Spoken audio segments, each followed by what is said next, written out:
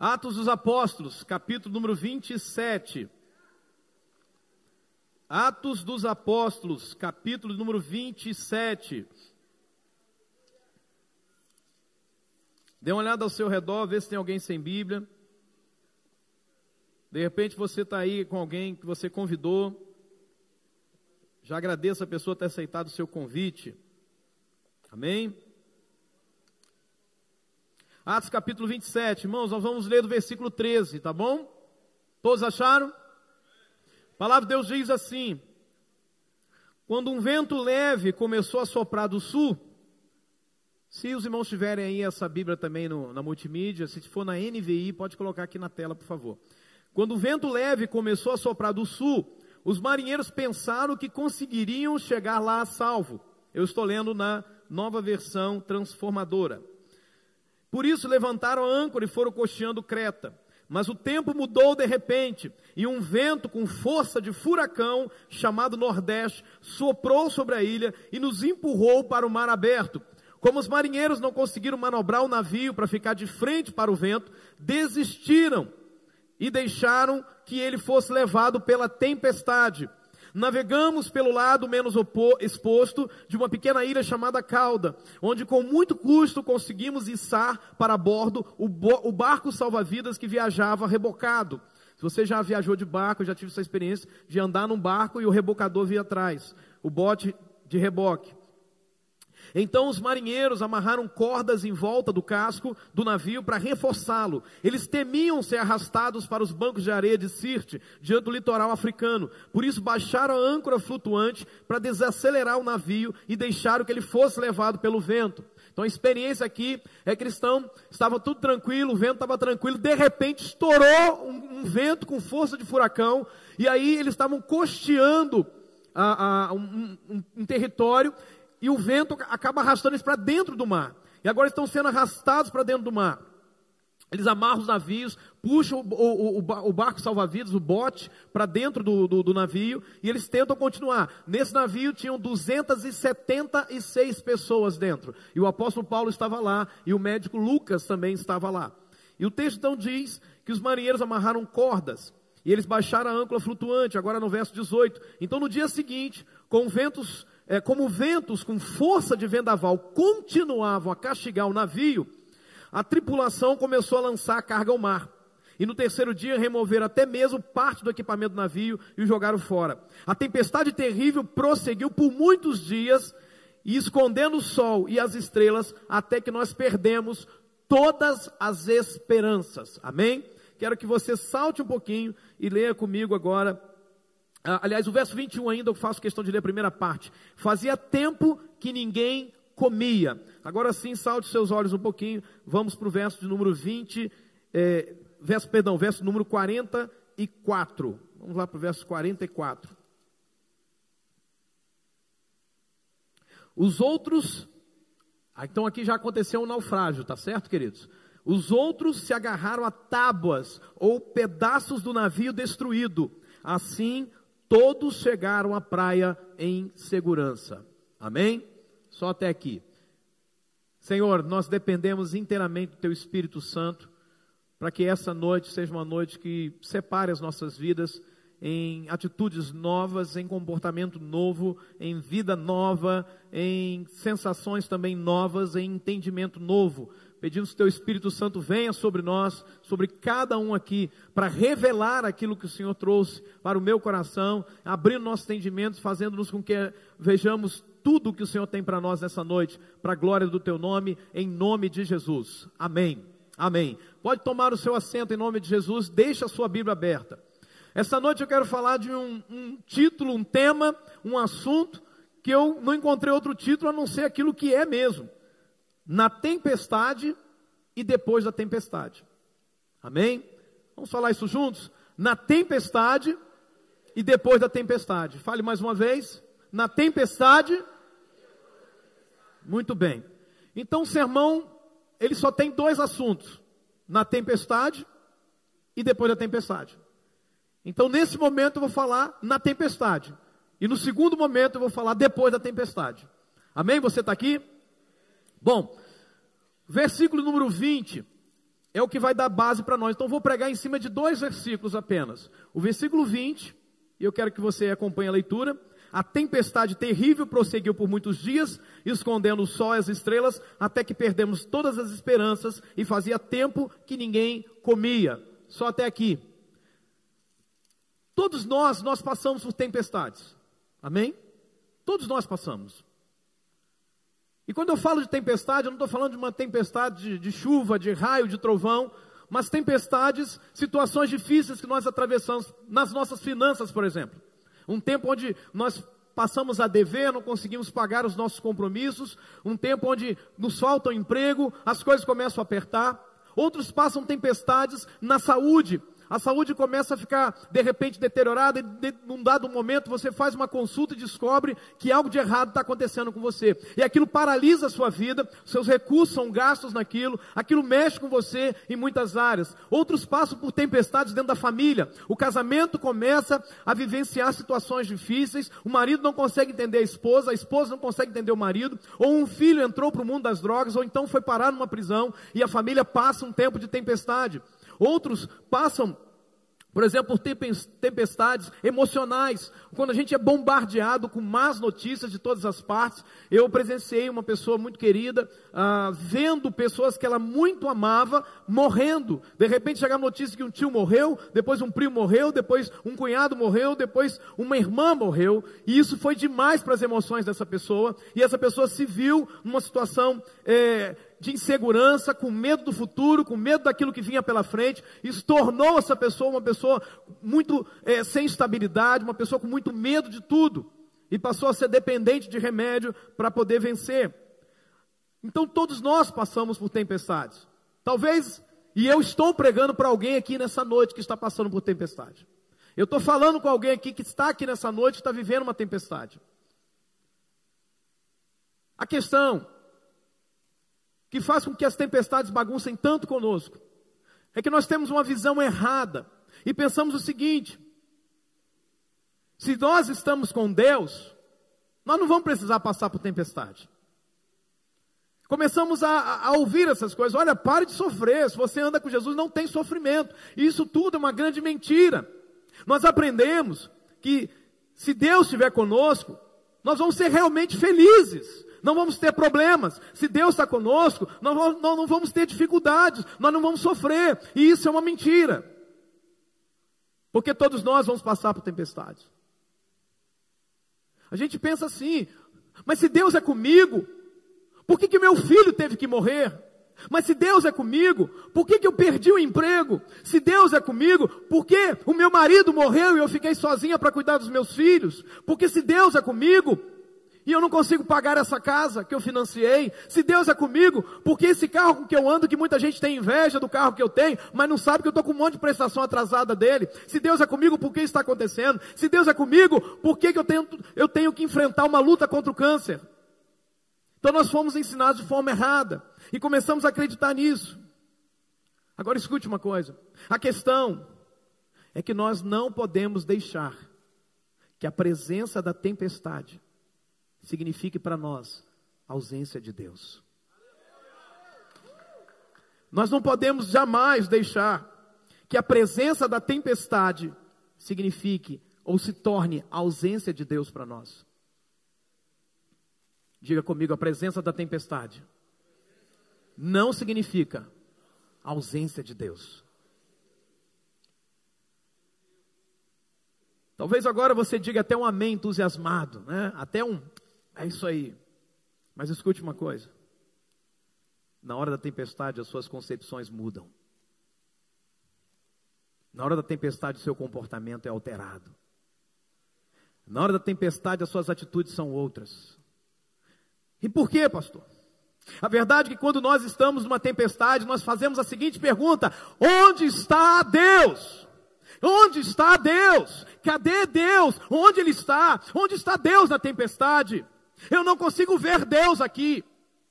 Eu não consigo ver Deus. Eu não sinto Deus. Eu não percebo Deus aqui. Onde está Deus? Na hora da tempestade, você não pode confiar nos seus sentidos. Porque Deus não vai se revelar a você na hora das tempestades através dos seus sentidos. Porque os seus sentidos trazem para você segurança. Aquilo que você vê, aquilo que você ouve, aquilo que você toca, isso traz segurança para você. Mas se tem uma coisa que Deus nos faz, é que na hora da tempestade Ele faz questão de arrancar de nós todo o controle possível. Porque através dos sentidos nós controlamos, mas na hora da tempestade, Deus tira de nós a segurança nos sentidos. Escute uma coisa, Deus não vai aparecer para nós através dos nossos sentidos na hora da tempestade. O apóstolo Paulo estava sendo transportado como prisioneiro para Roma, junto de mais 275 pessoas. Todo mundo estava bem naquela navegação, o barco saiu tranquilo. Em direção à Itália, eles vão juntos. E depois tem que ser feita uma transferência, mas no meio do caminho, estava tudo tranquilo, todo mundo navegava bem, o vento estava tranquilo. De repente, o texto diz, uma grande tempestade surgiu. E aquilo trouxe desequilíbrio de todos os lados. O texto faz questão de dizer, no verso 20 que a gente leu, que dissipou-se deles toda a esperança de salvamento. Ou seja, eles olharam para os céus, viam lá que não tinha mais estrelas para conduzirem, não tinha mais sol durante o dia, não tinha estrelas à noite, então eles estavam totalmente perdidos, sem saber para onde ir. Então eles não podiam jamais confiar nos sentidos deles, porque os sentidos deles não poderiam ajudá-los naquele momento. Isso os levou então a terem uma atitude na hora da tempestade, não comer. Os nossos sentidos, eles nos dão segurança e a falsa sensação de que a gente está no controle. Por essa razão, Deus não vai aparecer nos nossos sentidos na hora da tempestade. Escute uma coisa. A nossa alma vive nos traindo na hora da tempestade. É por isso que Deus chamou você para caminhar por fé e não por vista. Porque fé não tem a ver com seus sentidos. Fé não tem a ver com aquilo que você vê. Foi o próprio Jesus que disse, bem-aventurados são aqueles que não viram e creram. Fé não tem a ver com os seus sentidos, fé não tem a ver com aquilo que você vê, fé não tem a ver com aquilo que você sente. Fé tem a ver com aquilo que você crê. Escute uma coisa. Deus fez promessas específicas, exatamente por essa razão. Deus fez promessas específicas para a hora da tempestade. Escute. Quando eu prometo algo para alguém, eu só prometo algo para alguém se essa pessoa, diante daquilo que eu estou falando, vai se sentir abalada em algum momento. Eu não prometo uma coisa óbvia. Quando eu prometo para você algo do tipo, eu vou orar por você, é porque eu estou dizendo o seguinte, você não está acreditando que eu vou fazer isso por você, então eu estou te prometendo. Não existem promessas óbvias. Deus não faz promessas óbvias. Eu sei que você não está entendendo ainda. Mas Deus diz assim, quando passares pelas águas, eu serei contigo. Quando pelos rios, eles não te submergirão. Quando passares pelo fogo, não te queimarás, nem a chama arderá em ti. Você ainda não entendeu? Você ainda não compreendeu o texto?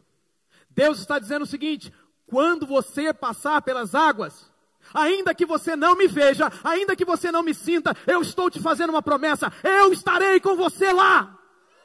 Eu estarei com você na tempestade. Eu estarei com você no meio dessa confusão. É isso que ele está dizendo. Deus não faz promessas óbvias. Deus não faz isso. Quando você passa pelas águas, eu serei contigo. Quando você passa pelo fogo ou pelos rios, você não vai afogar. Ele está dizendo o seguinte, você nunca vai afogar sozinho. Porque eu sempre vou estar com você. Essa é a promessa de Deus. Quando passares pelas águas, eu estarei com você. O que ele está dizendo aqui? O que ele está dizendo aqui? Ele está dizendo o seguinte.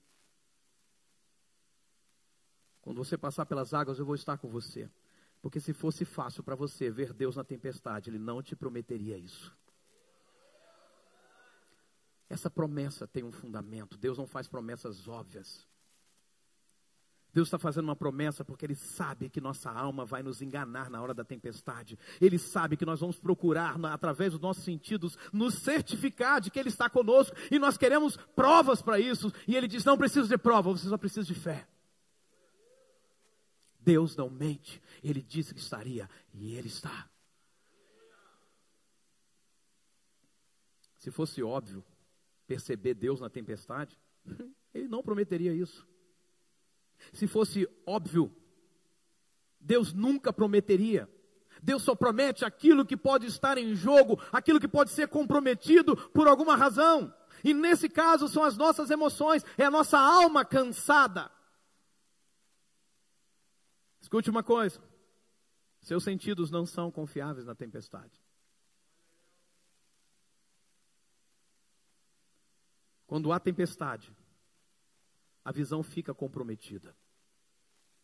Se você já dirigiu no meio de uma tempestade, você sabe o que eu estou te falando. Você precisa reduzir a velocidade. Por quê? Porque você não confia naquilo que os seus olhos estão vendo. Por quê? Porque a visão está comprometida. As sensações começam a mudar. Parece que a qualquer momento algo vai atravessar na sua frente. Parece que vai ter um acidente logo ali, porque há muita chuva. Por isso que acidentes acontecem, pessoas dirigindo na tempestade às vezes aceleram, mantêm a velocidade. Não, você não pode confiar nos seus sentidos. Na hora da tempestade, os ouvidos ficam ensurdecidos por causa de tanto barulho. São inúmeras as crianças e até mesmo adultos se jogam embaixo da cama na hora da tempestade por causa do barulho que tapa os ouvidos. Porque tudo está comprometido. Deus está dizendo o seguinte, eu estarei lá com você. Você pode até não me ver, mas eu estarei lá com você. Você pode até não ouvir, mas eu estarei lá com você. Você pode até não sentir, mas eu estarei lá com você. É isso que Ele está dizendo. Isto é fé. Escute uma coisa. Deus está dizendo para você, você pode até não me ver, mas eu estarei lá com você. Você pode até não me sentir, mas eu estou dando a minha palavra. Deus está dizendo, eu estarei lá com você, eu te prometo isso. O Deus da Bíblia, Ele fica em pé no meio das tempestades. O grande T.D. Jakes, ele diz o seguinte, se você quer Deus fazer o seu melhor trabalho, então arrume problemas. Se você quer ver Deus fazer o seu melhor trabalho, então arrume problemas. Escute, a sua alma sempre vai vai atrair conforme o estado dela. Se você está com medo, você vai atrair mais situações de medo para a sua vida. Se você está amargurado, você vai atrair mais situações de amargura para a sua vida. Jesus disse que o que você tem dentro é o que você vai colocar para fora.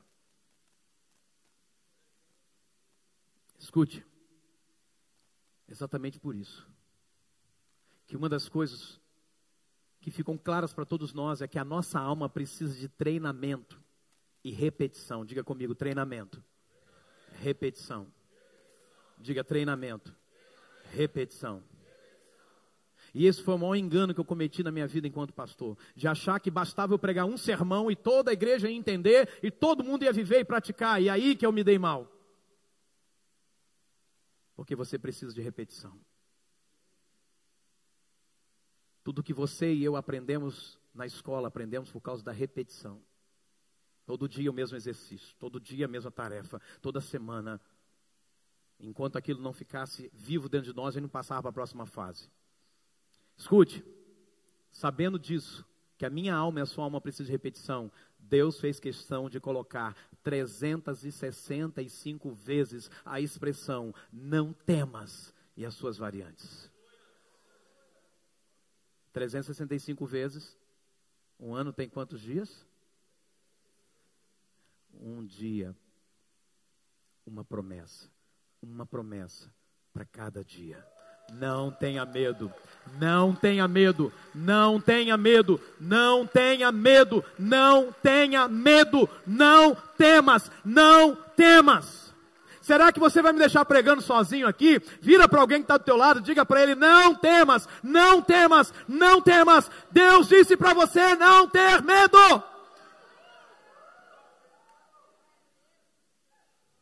Um dia, alguém estava fugindo de casa. Atrás estava seu irmão desejoso de matá-lo. À frente, o inesperado. Sua bagagem, nada. Dinheiro, nenhum. Travesseiro, uma pedra. Mas Deus é um Deus que fez promessas para o pai daquele garoto.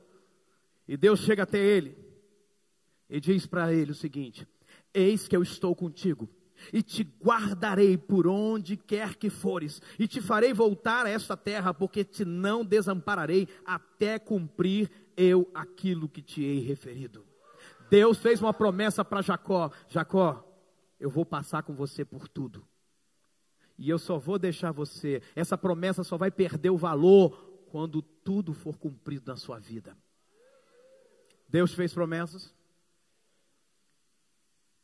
Então por que você não tem confiado nele?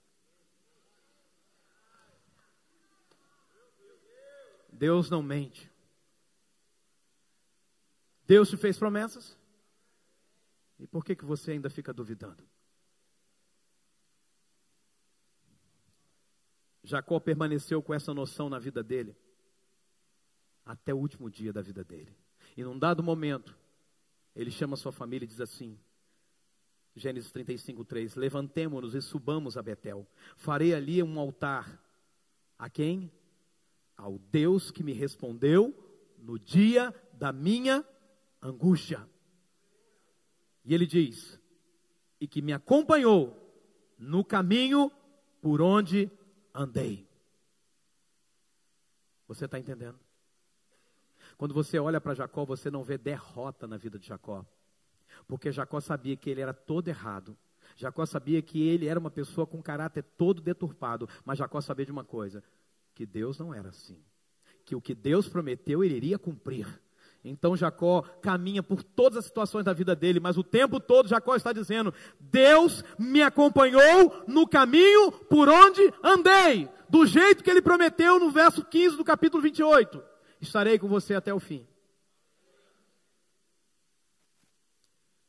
Jesus disse que aos filhos dele, ele jamais abandonaria. Nós precisamos fazer como o salmista no Salmo 50, no verso 15, que ele diz, no dia da minha angústia eu clamo a ti, por quê? Porque o Senhor me responde. Ele não está dizendo, no dia da angústia eu vou clamar porque eu acho que o Senhor vai responder, não, ele diz, eu sempre clamo porque eu sei que o Senhor sempre responde, porque o Senhor prometeu uma coisa para mim. O Senhor é o Deus que é refúgio e fortaleza. Amém? Diga isso comigo, Salmo 46, diga, Deus é o meu refúgio. Deus é o meu refúgio. Diga, meu irmão, como quem crê, Deus é o meu refúgio. A minha fortaleza. Socorro bem presente na hora da angústia. Ele está presente. Aleluia. Aleluia. Se tem uma coisa que Deus faz, Ele é perito nas tempestades. E para deixar isso claro para mim e para você, Ele enfrentou pelo menos 2 tempestades que a Bíblia deixa claro e registrado. Em uma delas, Ele veio andando por cima das águas.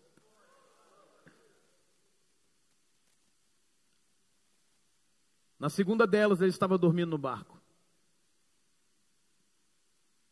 E alguém poderia dizer, como ele pode dormir no barco numa tempestade como essa? Porque quem crê nas promessas de Deus não tem medo. Não tem medo. Naum capítulo 1, verso 3, a Bíblia diz, o Senhor é tardio em irar-se, mas grande em poder, e jamais inocenta o culpado. O Senhor tem o seu caminho na tormenta e na tempestade, e as nuvens são pó dos seus pés. Não, você não entendeu o versículo. Você não entendeu. Se você tivesse entendido esse versículo, sua reação seria essa. O que o texto está dizendo é o seguinte, você pode não ver, você pode não perceber, a tempestade pode estar fechada, fechando você, pode parecer que não tem saída para lugar algum, mas Deus está dizendo o seguinte, ei, eu tenho um caminho no meio da tempestade, e Ele sempre está aberto para que eu passe por ele. Ele vai chegar no meio da sua tempestade, Ele já está lá, a porta está lá, o caminho está aberto no meio da tempestade.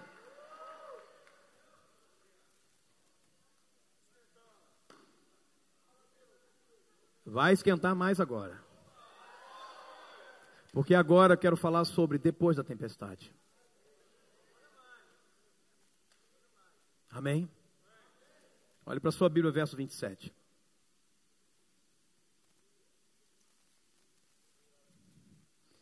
A Bíblia diz, verso 44. Verso 44. Os outros se agarraram a tábuas, ou pedaços do navio destruído, e assim todos chegaram à praia em segurança. Eu não tenho tempo de ler todo o texto para você, mas eu quero te convidar a fazer isso em casa, e você vai ver o nível de destruição que aconteceu. Verso 39 vai dizer que quando o dia amanheceu, eles não reconheceram a terra. Eles tentaram ir até lá e tentar atracar o navio. Eles cortaram as âncoras no verso 40, afrouxaram as cordas. Mas o navio foi apanhado entre duas correntezas. Tudo estava dando errado. Escute isso. Depois a Bíblia diz que a parte da frente do navio se encravou e ficou imóvel. E a parte de trás foi atingida pela força das ondas, de tal forma que ela começou a se partir. E eu estou me referindo ao verso 41. O verso 42 piora mais ainda. Olhe para a sua Bíblia. Os soldados falam assim, olha, vai todo mundo morrer, mas a gente como soldado tem um código de honra. Nós precisamos cumprir a nossa missão. Então vamos matar todos que estão presos dentro do navio. Todos os prisioneiros que estão dentro do navio. Olha aí para o verso 42. Os soldados queriam matar os prisioneiros para que eles não nadassem até a praia e depois fugissem. Escute. Mas o texto diz no verso 44 que eles se agarraram a tábuas, pedaços do navio destruído. E alguns, lá no verso 43, ele diz que aqueles que não sabiam nadar, aliás, aqueles que sabiam nadar, saltassem ao mar primeiro e fossem em direção à terra. O restante que não sabia nadar se agarrou com madeiras, pedaços de tábuas sobrou do navio e conseguiram ir até a beira da praia. E chegaram na beira da praia, chegaram em terra firme. Eu sabia que a sua reação ia ser a mesma deles. Qual? Nenhuma. Você não está entendendo? Eles chegaram à terra firme. E eu não consigo ver aqui ninguém cantando para Deus. Eu não consigo ver aqui ninguém saltando de alegria e dançando diante de Deus pela grande vitória que eles tiveram. Eu não consigo ver aqui Paulo celebrando a Deus porque ele conseguiu chegar em terra firme depois de tudo que ele passou. Eu estou falando para você nessa noite sobre depois da tempestade. Quantos já viram ou já se viram diante de momentos onde cansado de tanta batalha, você enfrentou tanta coisa, venceu tanta coisa, e você venceu tantas lutas, já conquistou tantas coisas, e agora se sente exausto, cansado, se sente inseguro mesmo no meio de uma segurança. Eu estou falando da gente mesmo estando seguro ainda se sente com medo. Eu estou falando da experiência de Elias, se enfiando na caverna, mesmo depois de ter vencido os 850 profetas falsos, mesmo depois de ter vencido a seca, mesmo depois de ter vencido a fome, mesmo depois de ter vencido tantas batalhas na vida dele, e depois de ter vencido, de estar tudo bem, de ter exterminado o mal do povo de Israel, ele vai fugir para se enfiar numa caverna, e você diz, o que é que está acontecendo com o profeta? Eu estou falando sobre alma cansada. 1 Reis 19:3 diz, temendo, pois, Elias levantou-se para salvar a sua vida, se foi, e chegou a Berseba, que pertence a Judá, e ali deixou o seu moço. Elias não tinha nenhuma razão para fugir, porque ele já tinha vencido tantas coisas, e agora estava tudo bem, então para que fugir? Eu estou falando, por exemplo, quando a sua alma teima em mentir para você quanto à verdade dos fatos. Eu estou falando sobre Davi, no Salmo 42, tendo uma alma abatida, perturbada, mesmo ele sabendo que ele estaria louvando a Deus em breve, mesmo sabendo que ele venceria.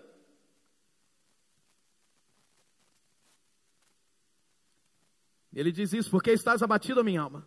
Por que te perturbas dentro de mim? Espera em Deus, pois ainda louvarei a Ele, meu auxílio, Deus meu. Ele diz, eu tenho certeza que está tudo bem, que eu não tenho que ter medo de nada, mas eu continuo com medo, e eu não entendo por quê. Sabe, escute uma coisa, eu estou falando sobre quando você sente desespero, mesmo sabendo que tudo vai dar certo. Quando você sente que vai dar tudo errado, mas não vai. Quando você tem todas as ferramentas para vencer, mas ainda assim a sua alma te leva a ter uma sensação de derrota. Elias sobreviveu às perseguições de Acabe. Elias sobreviveu à fome. Elias sobreviveu à seca. Elias sobreviveu à idolatria de Israel. Elias sobreviveu a uma multidão de profetas, falsos profetas, 850 deles. Mas ele foi tomado de pavor por causa de uma mulher. Que se ele tão simplesmente orasse, ela morreria, seria suficiente para ela. Eu estou falando daquele casal que lutou tanto para ter um filho. Anos e anos. Esperando anos e anos, fazendo todo tipo de tratamento, gastando todo o dinheiro que tinha, toda espécie de dinheiro. E depois, quando tem um filho, um ano depois, se divorciam. Eu estou falando, e estou pregando para alguém aqui, que eu não sei quem é, mas essa alma está cansada. Não tem nenhuma razão para chorar, mas continua chorando. Não tem nenhuma razão para reclamar, mas continua reclamando. Não tem nenhuma razão para ser ingrato, mas continua ingrato. Eu estou falando para alguém que está cansado de lutar, cansado de remar, e não consegue celebrar a grande vitória que Deus já te deu na sua vida. O que é que estava acontecendo com o profeta? Alma cansada. Escute uma coisa. O excesso de passado gera depressão. Quando você só fica olhando para trás, olhando para trás, olhando para trás, isso vai deprimir você. Mesmo que você já passou e já venceu, mas você olha para trás e diz, mas mesmo assim eu sofri tanto, tanto, que não consegue ver o melhor momento que você está vivendo na sua vida. Deus já te tirou do pecado, Deus já te tirou do mundo, e te pôs em terra firme, em terra seca. Então por que você não adora Ele? O excesso de passado gera depressão. O excesso de presente gera estresse. E o excesso de futuro gera ansiedade. Depressão, estresse ou ansiedade tem a ver com excessos de passado, de presente ou futuro. Mas também o excesso de cansaço na alma gera medo e confusão. Gera paralisia. Escute uma coisa. Não permita que a sua alma mande em você. Não permita que a sua alma te impeça de adorar a Deus com todas as suas forças. Não permita que a tua alma mande em você. Não permita que a tua alma cansada te engane quanto àquilo que você está sentindo, quanto àquilo que é verdade. Escute, quando a alma está cansada, você não pode acreditar naquilo que você sente. Porque a sua alma cansada vai mandar recados falsos para você. E sabe o que acontece? Ela vai dizer para você que tudo está acabado, quando na verdade não está. Quando a alma está cansada, a nossa percepção das coisas fica comprometida. Sua alma cansada vai dizer que pessoas que te odeiam, que as pessoas te odeiam, quando na verdade elas te amam. Quando a sua alma está cansada, ela vai dizer para você que você não pode confiar nas pessoas. Exatamente naquelas pessoas que você pode confiar. Quando a alma está cansada, nós ficamos irados com pessoas que nós amamos. Quando a alma está cansada, nós corremos de gatos como se fossem leões. Quando a alma está cansada, nós tomamos decisões erradas. Quando a alma está cansada, a gente acha que está em perigo, quando na verdade a gente está salvo. Pastor, o que é que você está falando? Eu estou falando de que quando a alma está cansada, a gente fica lamentando, quando na verdade a gente deveria celebrar. Tem pessoas aqui que estão vivendo depois da tempestade, mas ainda assim não adora a Deus com todo vigor, não adora a Deus com todas as forças. Essa semana eu presenciei um homem com tumores cancerígenos e que fez quimioterapia e no dia seguinte estava pregando para as pessoas e cantando, mas não assim, com todo vigor, com toda a força. E você justifica a sua falta de expressão de adorar a Deus com o seu cansaço. Está pegando. E você justifica a sua falta de expressão de adoração a Deus porque você está com uma dor no lóbulo da orelha.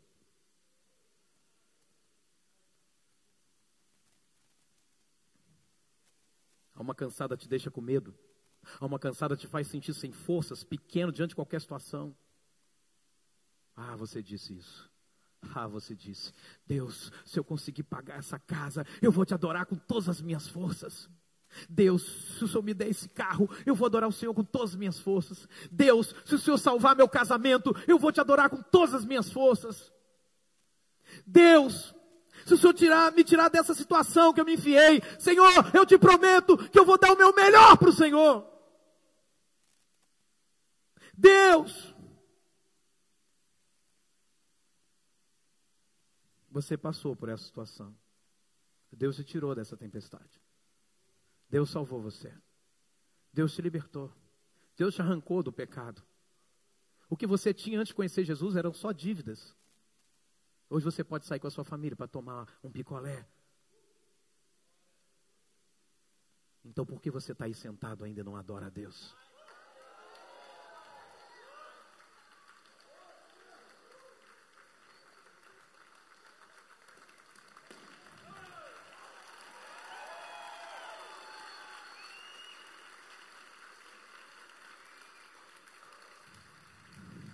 Ah, se eu conseguir viver para ver essas crianças se formarem na faculdade. Ah, se eu poder vê-las se casarem. Senhor, eu vou te celebrar. Eu acredito que Paulo e todos que estavam lá estavam dizendo, Deus, se o Senhor nos tirar dessa tempestade, quando a gente chegar do outro lado, nós vamos fazer como Miriam, nós vamos dançar para o Senhor. Mas Paulo não dançou. Mas você não dançou. Você está em terra firme, mas se sente como se estivesse afundando. Se comporta como se estivesse afundando. Se comporta como se estivesse ainda naufragando. É como vencer e não se sentir vitorioso. É como chegar lá, mas não sentir que chegou lá. Se você tivesse contado, eu disse isso para uma pessoa semana passada. Se você tivesse contado para aquele menininho que está dentro de você, aquela menininha, se você tivesse contado, olha, e tenta imaginar você falando com você lá atrás, e falando assim, olha, você vai ter uma família abençoada, você vai ter um casamento abençoado, você vai ter filhos abençoados, você vai ter dinheiro para pagar suas contas. Imagina você dizendo isso para aquela pessoa que você era lá, quando criança. Se você estivesse dizendo para esse menininho que está aí, olha, você vai dirigir um carro.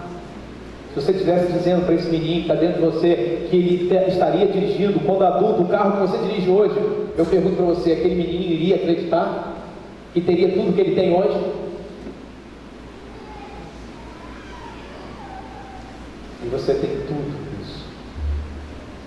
E por que não adora isso?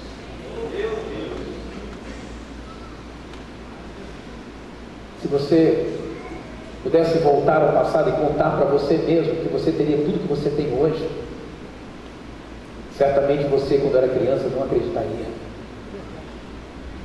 Mas agora que você tem, o que é que você faz? Talvez se você dissesse isso, olha, você dissesse para aquele menininho: ó, você vai dirigir o carro que você está dirigindo hoje, você vai ter o casamento que você tem, a vida que você tem, vai morar na casa que você mora. Lembre-se disso, de onde você saiu. Lembra da casa que você morava, da vida que você tinha, lembra o que você comia. Olha para a sua vida hoje. Deus te trouxe até aqui, mas você não consegue se sentir vitorioso mesmo diante disso. Você não consegue sentir felicidade com isso, querendo mais. Se você dissesse aquela criança diria para você o seguinte: quem me dera, se fosse possível. Se eu dissesse para a criança que eu era lá atrás, há 30 e tantos anos atrás, que eu dirigiria o carro que eu dirijo hoje, ele diria: não, isso não é possível, olha a nossa vida, se tiver o que comer já está bom. Mas escute uma coisa, eu pergunto: por que você não consegue se alegrar então com aquilo que você tem? Você não conseguiria imaginar que teria uma família, e você tem. E por que você não é feliz? Por que você não expressa essa felicidade? Você estava perdido, você estava destruído, desacreditado e desacreditando em tudo, e agora que você foi salvo por Jesus, por que você não celebra Ele?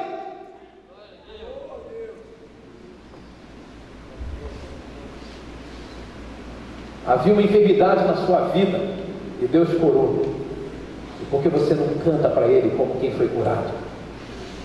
Por que o seu louvor parece mais de alguém que está doente? O que eu vi, eu repito, foi um homem cheio de tumores de câncer maligno, que fez quimioterapia e que louvou a Deus com todo vigor. Aleluia! Eu estou falando de Israel Salazar. Nós vimos.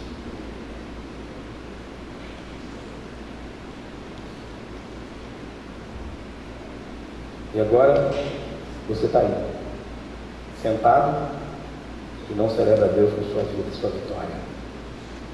Se tem alguém aqui que está vivendo depois da tempestade, fica de pé e começa a adorar a Deus, começa a celebrar a Deus, começa a agradecer a Deus, porque você venceu a tempestade, você já está abençoado. Começa a adorar a Deus como você nunca adorou, como você nunca fez antes para Ele.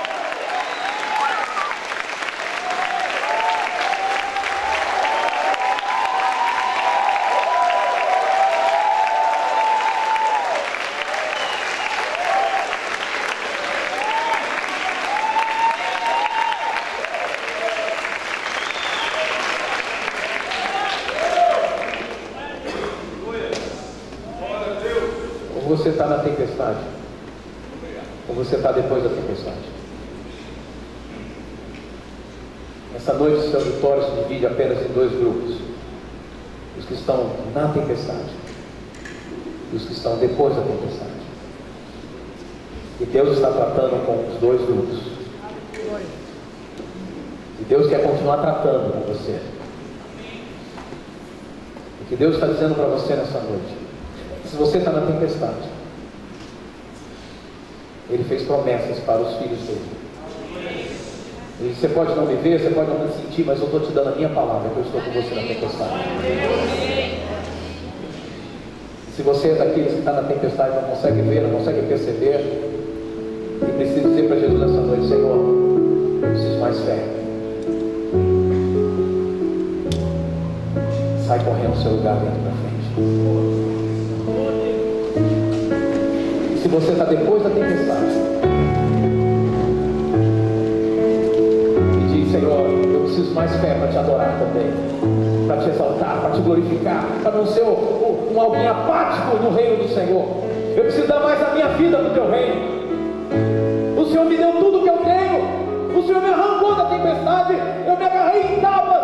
Eu cheguei do outro lado. Meus pés estão na rocha.